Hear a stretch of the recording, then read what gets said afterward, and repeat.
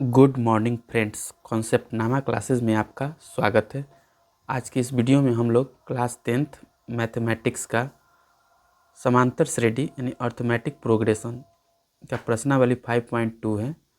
इसका question number 9 है जिसको आज हम लोग सॉल्व करेंगे। इससे पहले क्वेश्चन नंबर 1 से लेके 8 तक वीडियोस में सॉल्व किया गया है।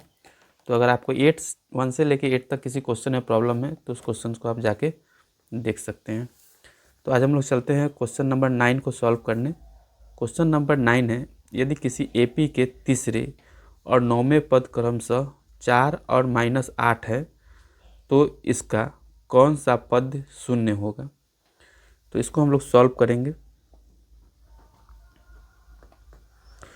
आपको प्रश्न से दिया गया क्या चीज़ है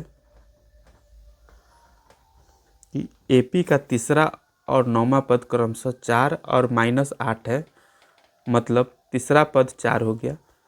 That means A3 = 4 और 9वां पद -8 है, यानी A9 = -8। ठीक है, तो इसको हम लोग लिख सकते हैं कि A3 है तो इसका फॉर्मूला होता है A + n-1 × D = 4। तो इसको A लिख दिए, प्लस n के जगह पे 3 रखेंगे तो n-1 × D।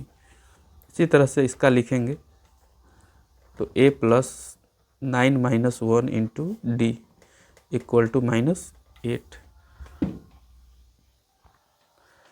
अब इसके बाद हम लोग लिखेंगे इसको A + 3 में से 1 चला जाएगा तो 2D = 4।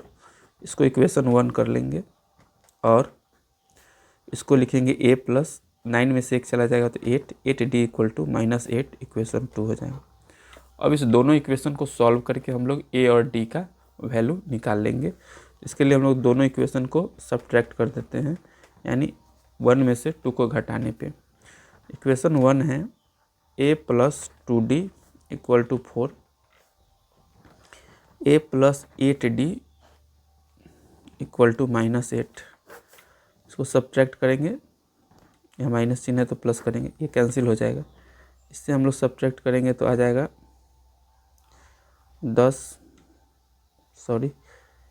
6D, 6D माइनस में आ जाएगा और इसको हम लोग करेंगे तो हम लोग को 12 आएगा प्लस में। तो यहाँ से D का वैल्यू निकालेंगे तो 12/-6 यानी -2 हो जाएगा। ये वैल्यू किसी इक्वेशन 1 में रखते हैं या 2 में, इससे हम लोग A का वैल्यू निकालते हैं। लिखते हैं क्या चीज़ कि समीकरण 1 में D = -2 रखने पर A + 2D = 4 है, तो A हो गया, D का वैल्यू -2 रख देंगे =4 हो गया।